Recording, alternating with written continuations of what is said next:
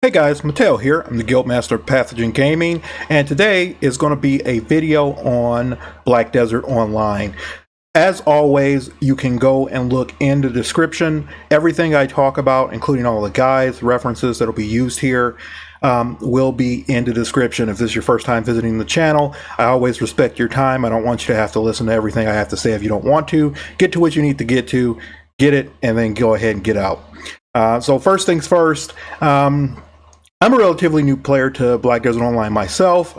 Some of the games that we typically play, you see them here on my YouTube channel, but we're primarily MMO players, raiders, right? So World of Warcraft, Final Fantasy 14, Terra, things of that nature.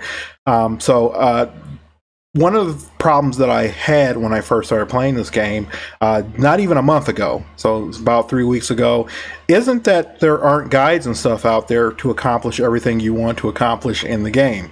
There are, and there's some great guide writers out there, there's some great websites. It's just that all that information isn't congregated all in one place, or some of it is outdated, or so, you know, maybe I want to look up information on workers, and I go to see this worker guide, but now I want to know about connecting nodes and everything, and then that information isn't on the same website. Now I got to go to some other guy's website, or scrolling through Google, looking at 10 different YouTube channels to kind of figure out where all that is. So what I wanted to do here for this video is put all of that information together. So I've gone out to all those, 10, 20 different websites and whatnot, and have kind of compiled that information, and all of that will be in the description below. So you can go ahead, not only can you click to the timestamp where I talk about it, but there will always, all next to that will also be the guide, or the link to, that other guy, giving a shout out to him. So, hopefully the Black Desert Online community can grow. I can feed them some traffic. You watch my video, you go to his video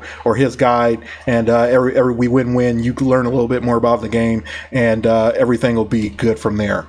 So the very first thing I want to talk about is, you create your character, you log in. Let's see.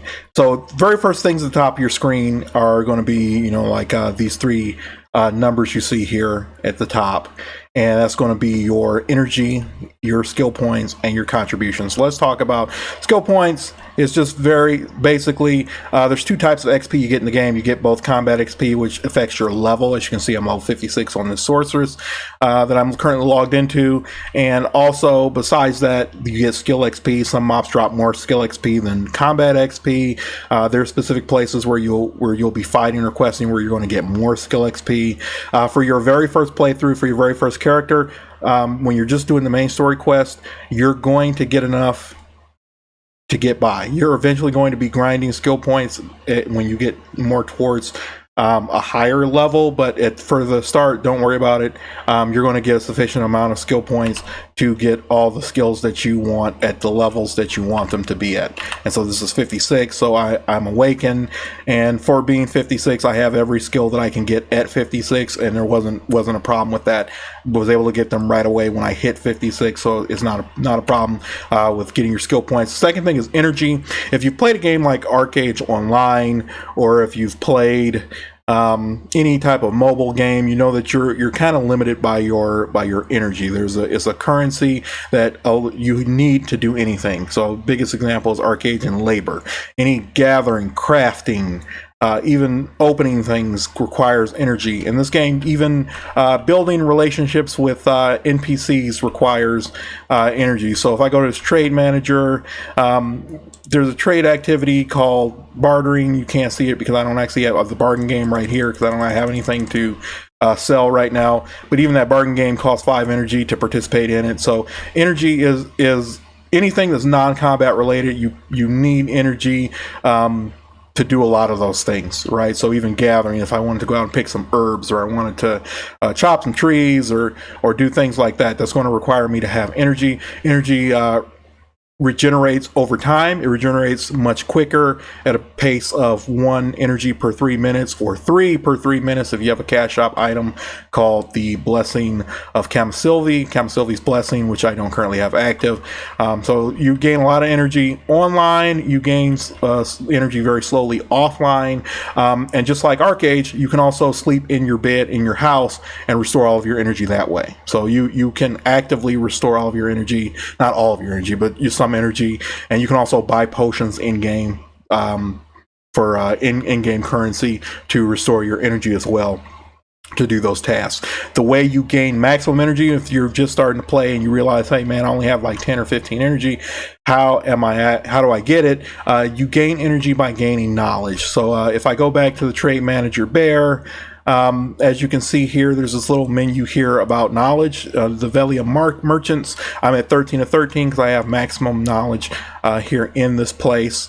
And so you can give, once you have a good amount of relationships called Amity with the merchants, you can have conversations with them to build even more relationship. You can give them gifts, and it builds your knowledge. Costs energy to build knowledge. You saw there I lost a little bit of energy talking to him. Like I said, just talking to NPC costs energy, but the reward for that is you get more maximum energy. Now here's the big thing about energy and why people recommend you have alts in this game. Your total energy is account wide. So, I have 150-ish energy. That means every character on my account has that same total for 150, but their individual energy pool is their own. So you see this character, Altena, she has 45 energy currently.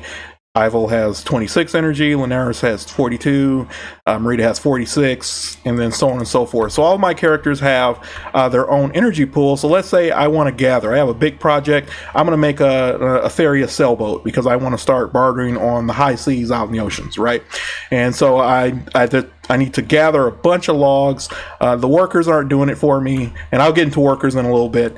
And so I'm using all of my characters' energy, but wait, I have, another 15 characters on this account. I can log over to an alt, and I can use their energy as well for that same task. So your alts actually help your main, because almost everything in this game is account bound, including gear. So if I put a gear in my storage, my warehouse, I can go retrieve that on an alt, and gear doesn't have a level requirement. So any progress I make on my main is also progress that I'm making on my alts. For the most part, there are a few things that are character bound, but 99% of the things in this game are account bound. So the farther you get on progressing in something for your main or just any character is progress you are making for your entire account.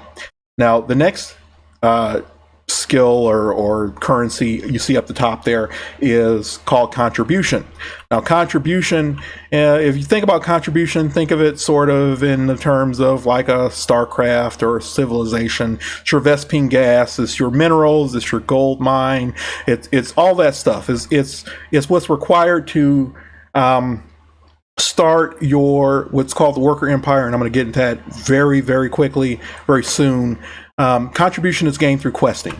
Now, like I said, there's different types of XP. There's skill XP, there's combat XP, and there is contribution XP. Some of these quests give one type, some of these quests don't give any. This one just gives contribution XP. You see there, this quest, the Bashman Centaurs. I'm doing my Valencia quest line on this character. This gives me 300 contribution XP. It'll give me another point to that total up there. And again, that is an account bound total. So any investment I make in the game will affect every character on my account. So now, how do you spend your contribution? So as you can see, if you hit M and you look at your map, you're going to see all these different types of nodes and all these different types of points of interest and things like that. And you're going to wonder, wow, what does all that mean? Because nobody's really going to tell you, this being a sandbox game, there's not really any in-game inclination of what these things do, right? Or indication of what these things do.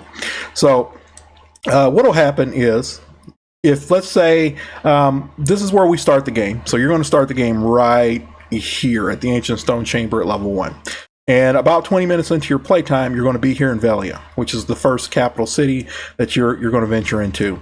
And what will happen here is, as you can see here on my farm, that I don't know why nobody's working here. There we go. So what you're going to notice is there's all these nodes around here, and they're going to be grayed out to start with. Now I have some grayed out nodes around here in some areas that I'm not farming in. So you see these nodes are grayed out. This is how your entire map is going to look when you first start the game. So what's going to happen is, in order to as you can see here, it says withdraw contribution and invest energy.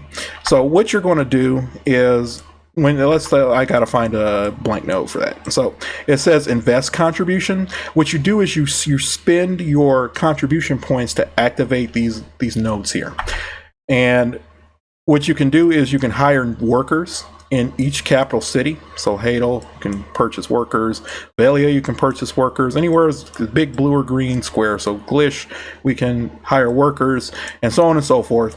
And what you can do is, just like in a StarCraft, whatnot, you can send your NPCs, you can send your drones, send your probes, whatever, send your peasants out to farm and work on these nodes. So right here, this is Bartali Farm, and I'm making potatoes here and chicken meat and eggs, and I have workers assigned to it. So you can see there, I have a skilled goblin worker. He's working on potato farming. He's set to auto renew, so he's going to keep farming that up for the whole time. And if I go to Velia, and this is my Velia storage, as you can see, those workers will automatically deposit those materials into my storage. And then it's up to me to go here to the town, and then I can do whatever I want with them, right? So if I'm a crafter, I can take this stuff and I can turn it into whatever I need with it. Maybe I just want to sell it on the auction house called the Central Market in this game, or put it in my warehouse. Maybe I just want to hold on to it for whatever reason, right? So I can do that. They're also earning me these tokens here called shiny golden seals, which can be traded for different items. So that's the worker system, and I am actually going to go find the work supervisor to kind of talk you through how that works. So there is a tutorial, there's a breadcrumb quest that'll take you here to the work supervisor, but then it doesn't really talk to you much more about that. So here, there's two ways that you can get workers. You can grind them yourself, or you can just buy them outright. And that's the way that this entire game is going to work, is with your gear, professions, with anything that's achievable in this game. Most things, I'm going to say 95% of the things achievable in this game, you can either buy it outright, which means money, silver, which is the in-game currency. Yes, you can spend money to get silver and then buy it outright if you wanted to go that route, but you can all buy things outright. So here's the worker exchange. If you have a pretty good worker and it's in an area that you no longer need the worker in, you can put him up, you can register him on the exchange. And so see, I have some professional workers. They're not all that great yet, but if they become great, I can list them here for sale, so people can buy them. And you can buy a level 30 professional giant worker. This is the highest quality worker, and they have their own skills. So this one is better at processing, packing mushrooms, and he's thrifty. He has a 5% chance of giving you 10% more materials when crafting, and so on and so forth. So they have their own skill sets and their speed, how fast they work, how lucky they are, how much stamina they have. That means how much they can work before you need to regenerate their stamina with a regeneration item or consumable, and then how fast they move if you want them to work away from where you bought them. So if I buy a worker in Velia, I can have him go work anywhere, but it's going to take him a while to get there and get back, and that's his movement speed. So you can buy a worker. Now, what you can also do is, and yes, this I can't do it because I don't have any lodging, but you can spend some energy to buy a fresh level 1 worker and then build them up yourself. You can build their skills and everything on your own, so you don't have to worry about if you don't have the money to do it, or you don't want a fully built one. You can work on your workers all on your own, so you don't need to do any of that. So that's the workers, and that's what most of your contribution is going to go into. There are a few quests that require a node to be invested in to do the quest, and there are also some quests that you need a good relationship with the NPC to be able to do. And so you see the Amity of my NPC there. You see it's in 300s, and these are the different options I gain as I gain relationship with them. So every time I talk to this guy, build my conversation up, every time I do a quest, a daily quest with him, my relationship with him builds, and then I'll be able to do more things. So just like an Elder Scrolls, right? Like a Skyrim or something like that, you want to be building your relationships with the NPCs. You want to talk to everybody. So everybody is worth talking to. The dialogues are sometimes useful. There are some quests where you don't get the hot spot on the map to know where to go until you've talked to the appropriate NPC and they mark it on your map. So it's just like a Skyrim, right? So you want to make sure you're going here. You want to talk to everybody to gain their knowledge, get that energy, and you want to invest your contribution where you need to. The number one thing that I would recommend you invest your contribution into, and yes, this is going to the guide for this is going to be in the description, is the nodes around Velia. So they call these cereal nodes. So it's all the corn, potatoes, things like that to make beer. And making beer is the consumable you need to regenerate your workers' stamina. So you're basically being able to self-replenish yourself. So you're being self-sustaining. You don't have to buy the beer. You're making it, and then processing and turning it into beer also levels up your crafting. It levels up your cooking. And I'll get a little bit more into why cooking is important in a little bit. So that's workers, that's energy and contribution. The next thing I want to talk to you about is mounts. Mounts work the same way as the workers do. So mounts have different rarity. Mounts have different skills that you can get. You're not going to start off with a mount unless you buy the Explorer's package, one of the two more expensive packages than the basic one. It's December. This guide is really for starting the game in 2019, 2020. So maybe you got the game half off on Steam or something like that. Or you got it for free for pre-registering for the mobile game. So you don't start with a mount, but you're going to get one. You're going to get maybe, I don't know, 2 or 3 through questing. Tier 3, you're going to get a tier 3 mount. You're going to get a tier 5 mount through questing. And if you get one like the collector's edition or whatnot, the more expensive pack to buy the game, because this game is buy to play, then you get a tier 5 mount. So I have a ton of tier 5 mounts just on all of my alts. This is one of them. So, if I go to the mounts information, it has different skills. The only ones I really cared about were, it doesn't have drift, which makes me really sad. But essentially the fastest mount you can ever get is one that has sprint, instant excel, and drift, and then if when it's higher tier, S, instant excel, etc. So all the way up. So horses go from tier 1 to tier 8, and then at tier 8 you can make it a courser, and then at courser you can go from tier 8 courser to tier 9, which is called a dream horse. It's Dream Doom Unicorn, and there is a guide for that in the description. You're wondering why? Well, tell me more about that. There's an excellent guide. There's a better player than I am, that spends his time breeding, training horses, and if that's something you want to do for your time too, that's fine as well. So let's say you want to get some really good gear, but you don't really like killing monsters, or you want to build your empire in this game. You don't really kill monsters. You can actually breed horses. So if you look at the breeding market, or actually look at the horse market, the most expensive horses, and you probably don't have a frame of reference to go off by, but are about 10 to 12 billion silver. Now, let me go on the auction house here, and let's take a look at my main weapon. I use an amulet, and let's take a look at the best one I can. Well, it's not the. Well, let's say I'm not going to go into best, but let's take a look at this. This is Pen. This is a plus 20, plus 15, 16, 17, 18, 19, 20. It's called Pen Penta Zarka Amulet. It is 12.6 billion silver. So for the cost of breeding the very best horse and then selling it, I could just wholesale go in here and buy one of the best weapons in the game I could possibly get.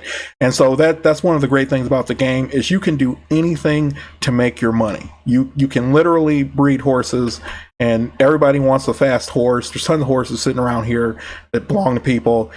So that's definitely one of the things that you can do.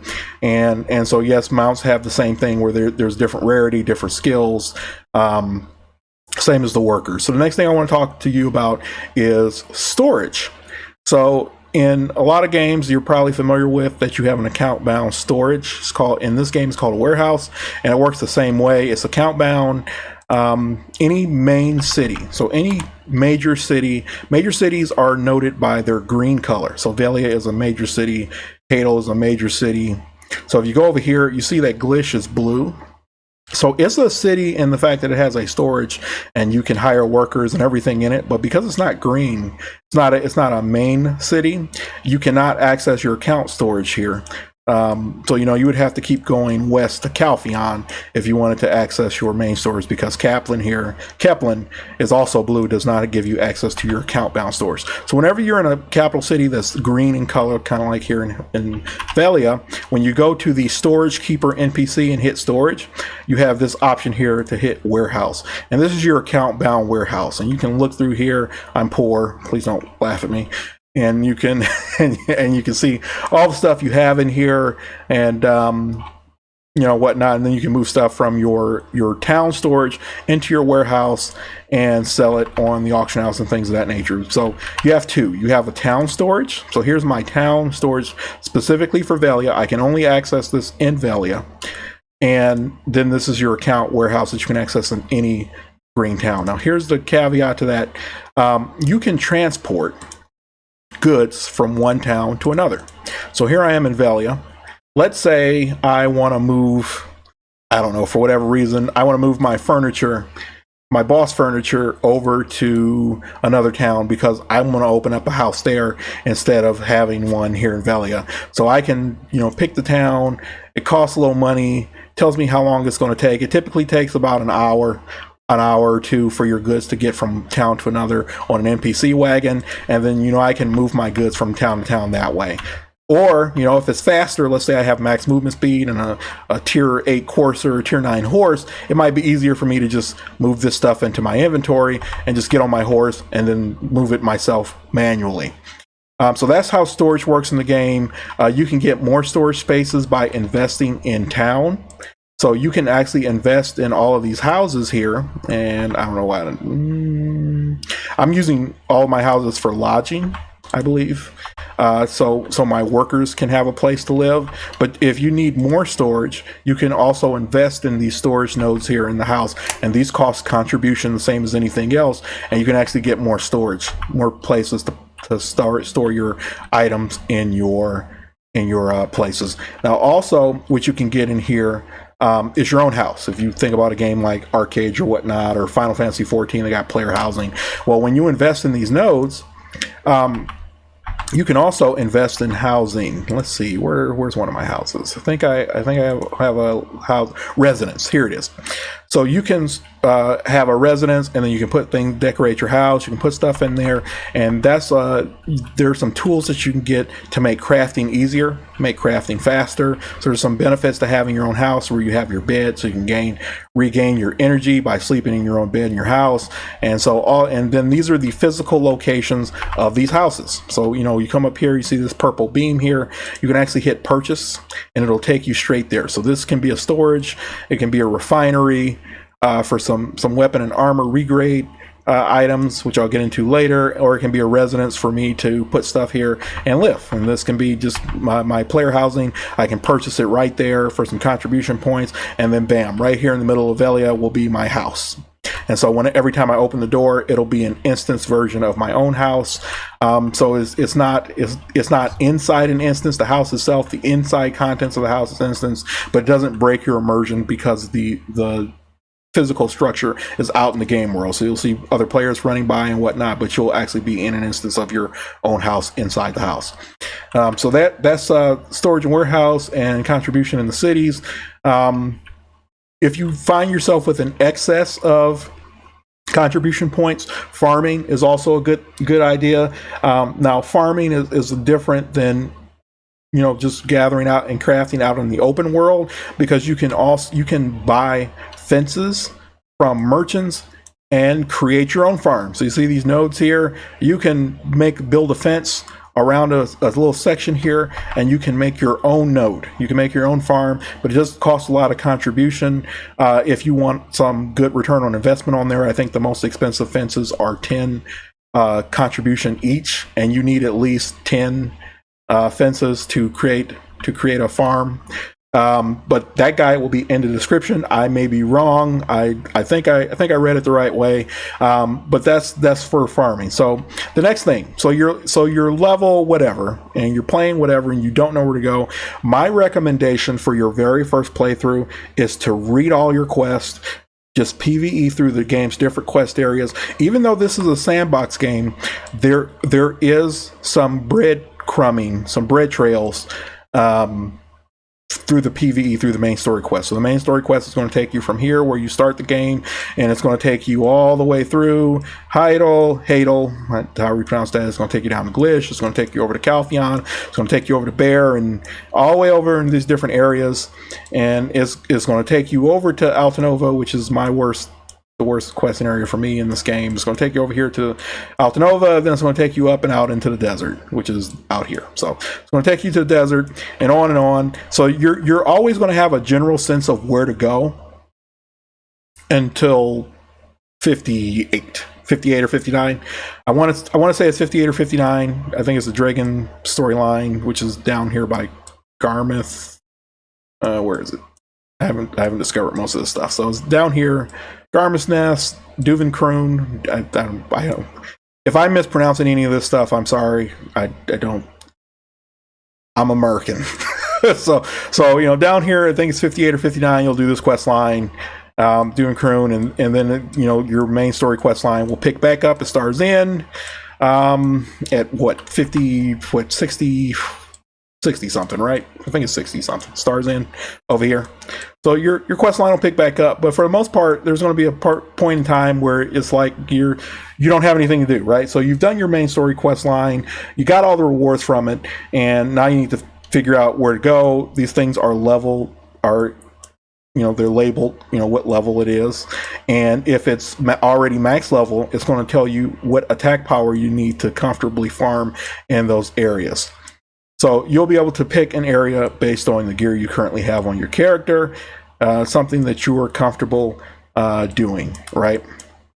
So I would do the main story quest line. It is a major source of contribution points. It is a major source of energy. It's a major source of your intro level gear. I understand it's a sandbox game. You want to jump right in it. You want to be the world's best lumberjack or world's best farmer, right? You want to, that's all you want to do. But I recommend, because you need the contribution points to hire the workers, to get the fences for your farm, because you need the gear, you need an initial capital, right? You need a principal to invest in to start getting your game up. I recommend going through the PvE, going through the quest lines, and doing that stuff as well as you can, right?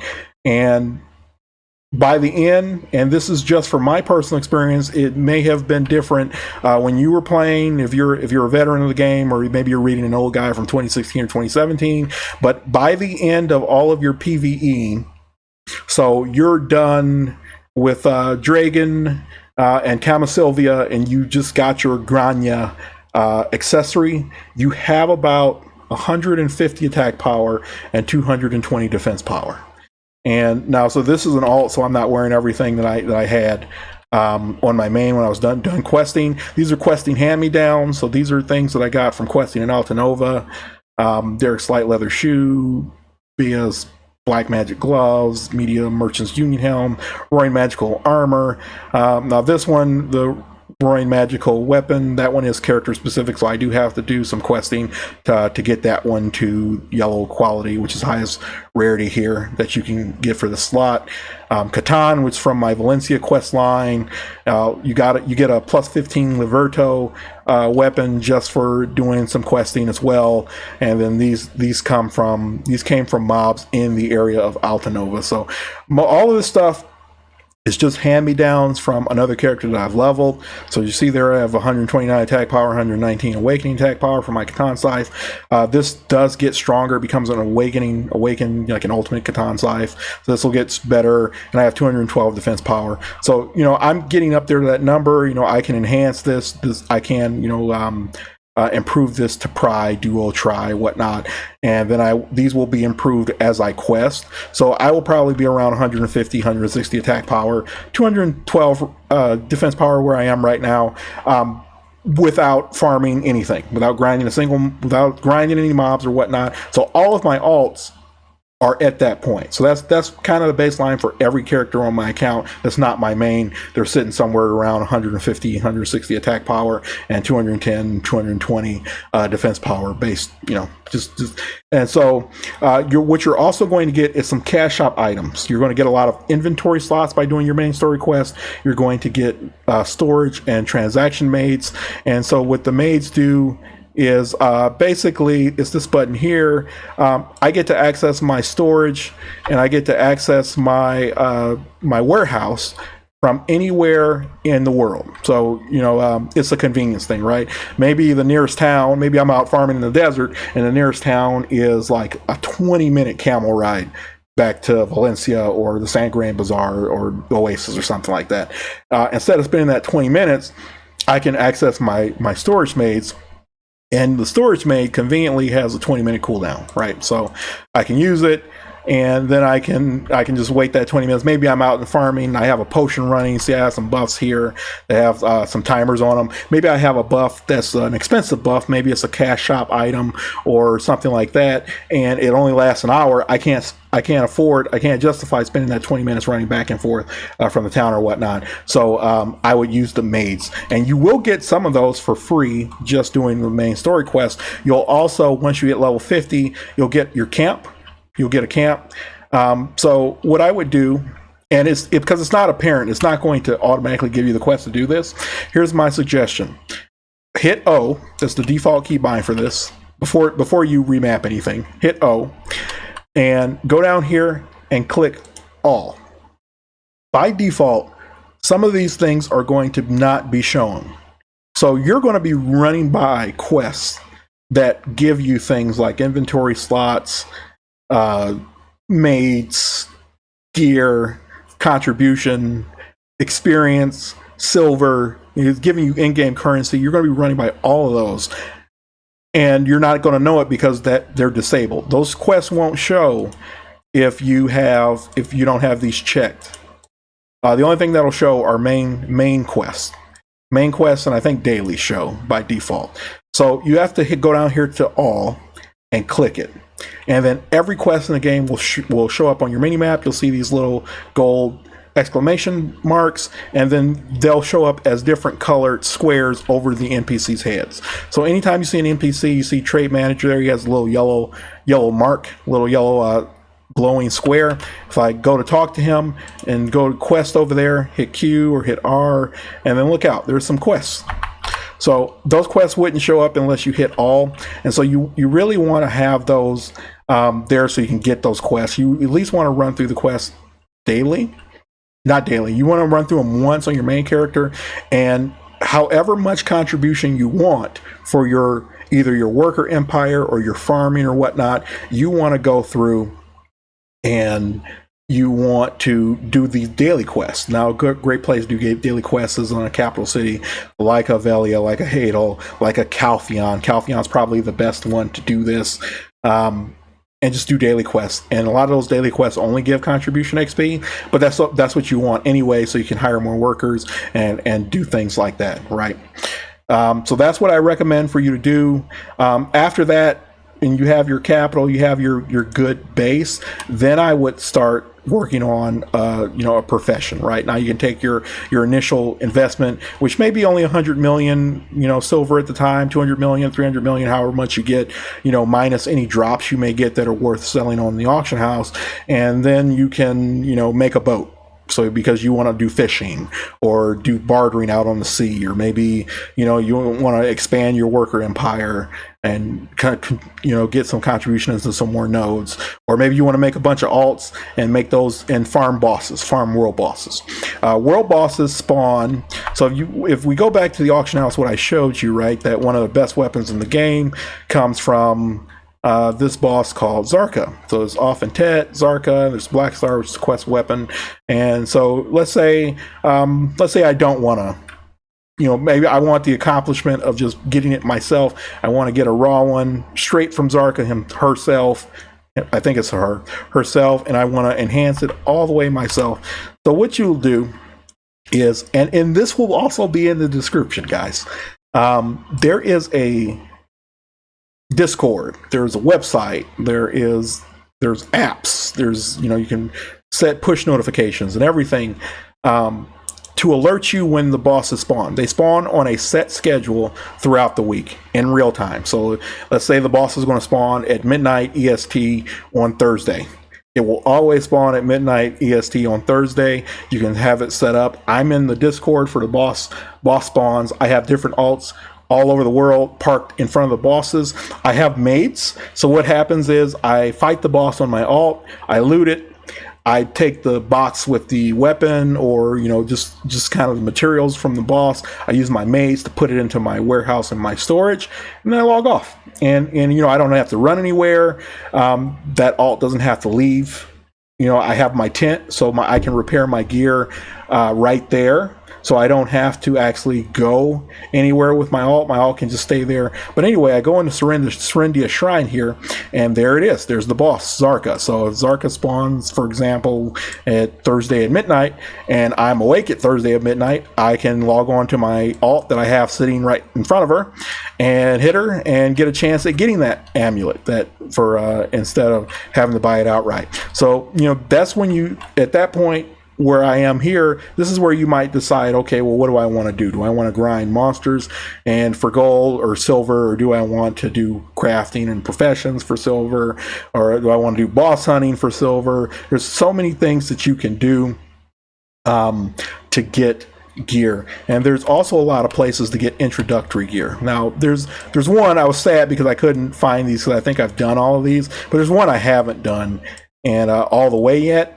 And so there's different places here to farm that give you accessories, new player accessories, right? And when you don't need them anymore, because a lot of things in this game, there are a few things that are soul bound, but 99.9% of things aren't. So let's say I want to kill some bunch of skeletons and get. It says, see this quest summary, it says defeat skeletons at Hex's Sanctuary. It gives me witch's earrings. And so I don't have them, but if I wanted them, I could go down there and do that. And then when I'm done using them, let's say I get better accessory, I can actually put those witch's earrings on the auction house and sell them to another player.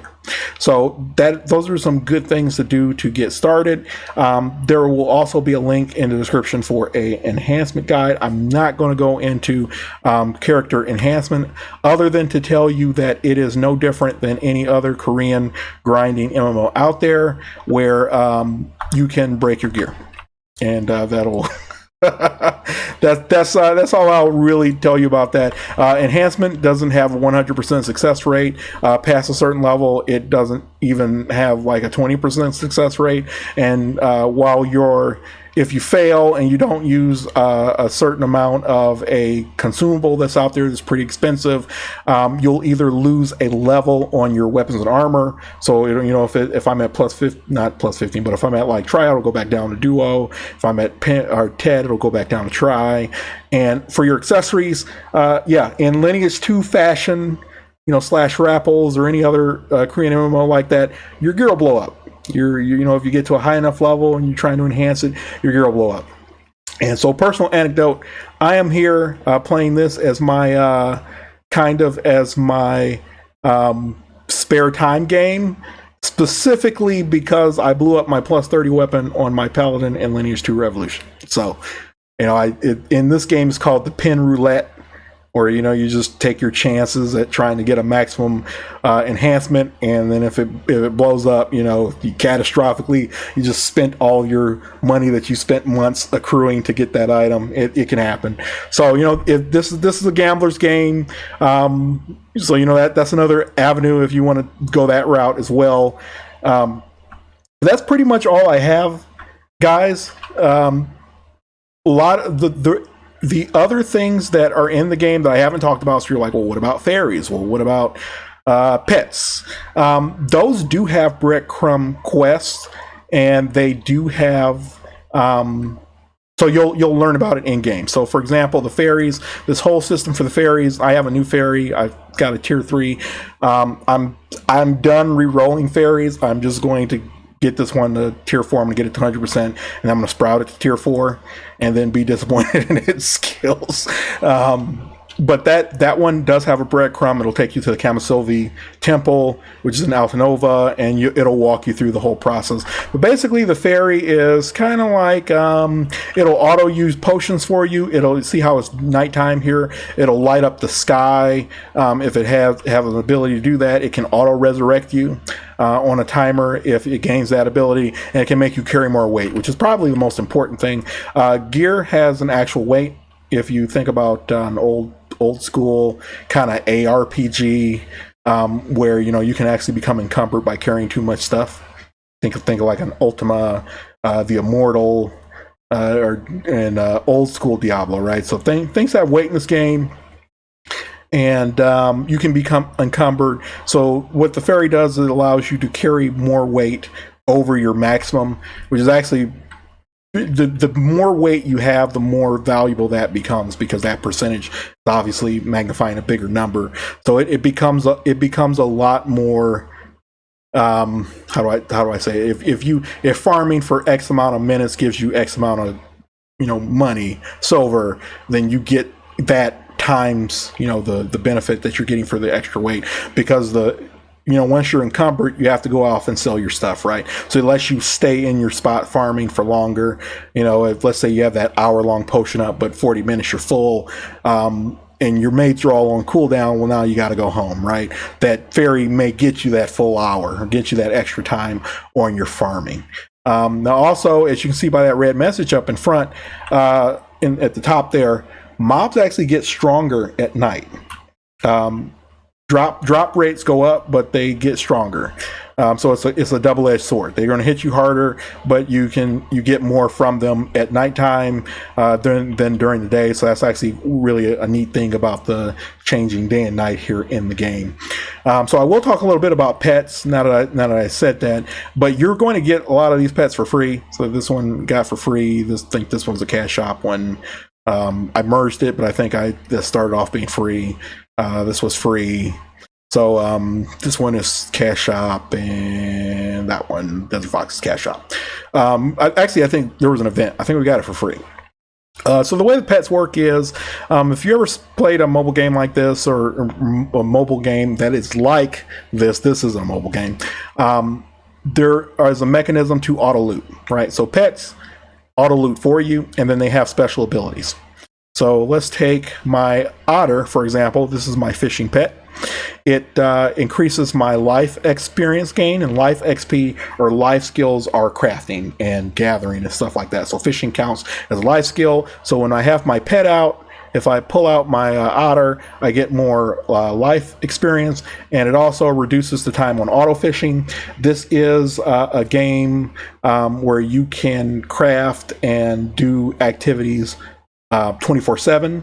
It gives you the option to minimize this game to your system tray, so it's not sapping resources from your GPU and your CPU overnight while you're sleeping. So your CPU's not running hot or anything. So let's say I want to get a really strong fishing pole, and I just want to fish overnight. So my character is actually going to be working 24/7, even when I'm at work, even when I'm asleep.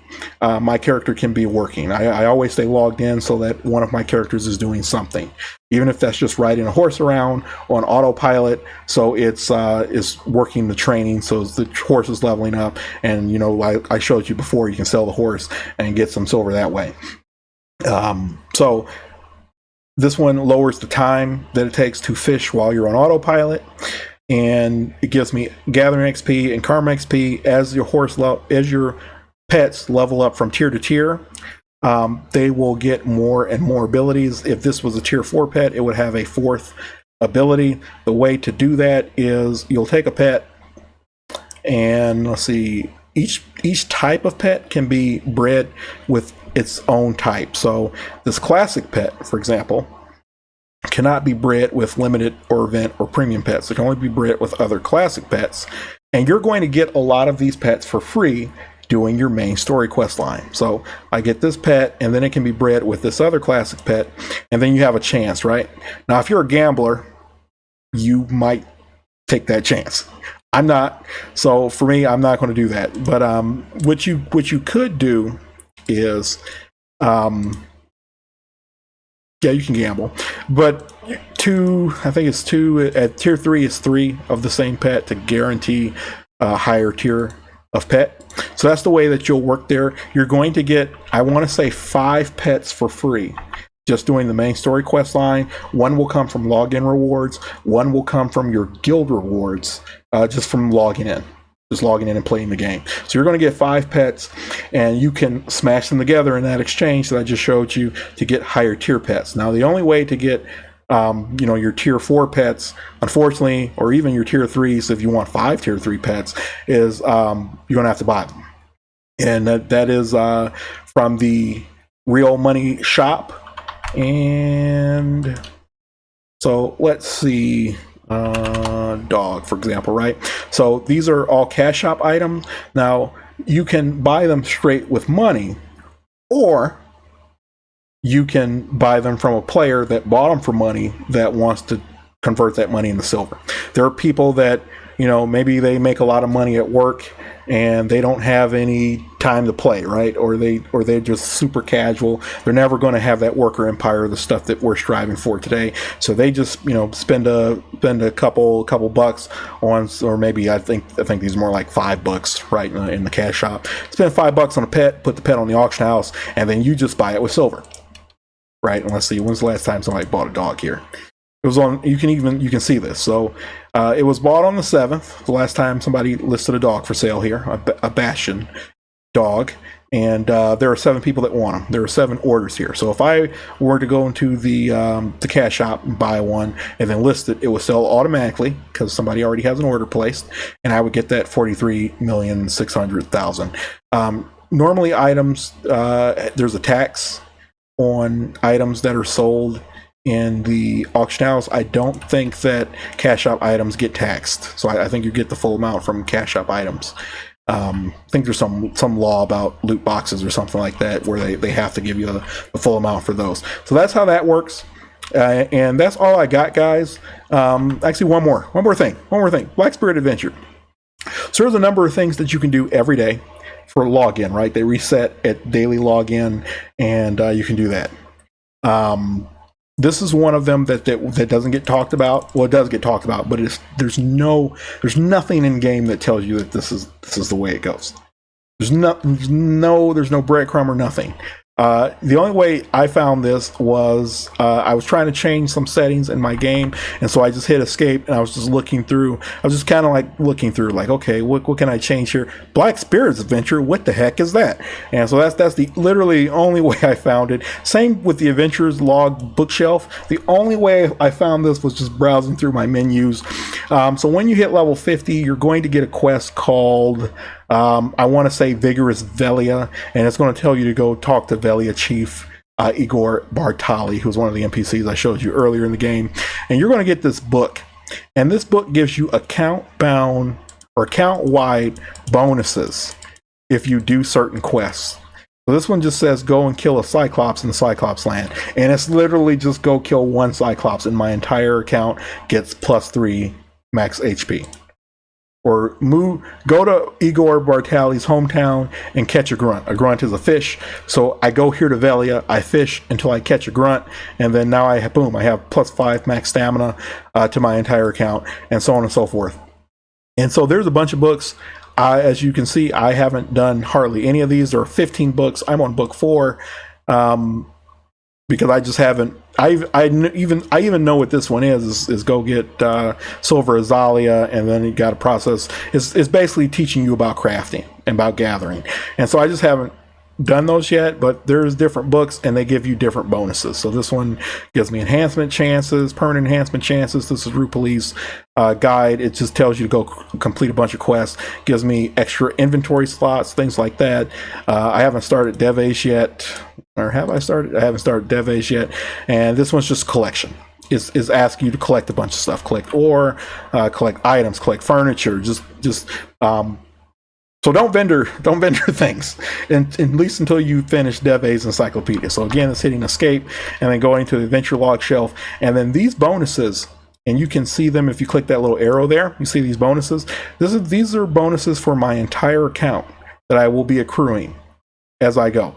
Now, one of the biggest thing about Igor Bartali's adventure log is it gives you AP, attack power. Attack power is really important because imagine that this area, Shell's Guard, which is a 130 to 190 area, drops better loot than Sawson Garrison, which is 100 to 180. So if I'm at 125 and I can't even put a dent in these mobs, I really want to get to that 130, so I go over here. Now that's disingenuous because a lot of pros are sitting there, probably sighing or cringing at me right now because you wouldn't do that anyway. Naga's a place you want to farm, or Guy has Bandit Lair up there is a place you want to farm, or you want to come all the way over here to Polly's Forest. Polly's Forest is one of the best places in the game to farm. And I seem to have lost Polly's Forest. It's over here next to Mansions. They're Griffia, Polly's Forest, right there, 160.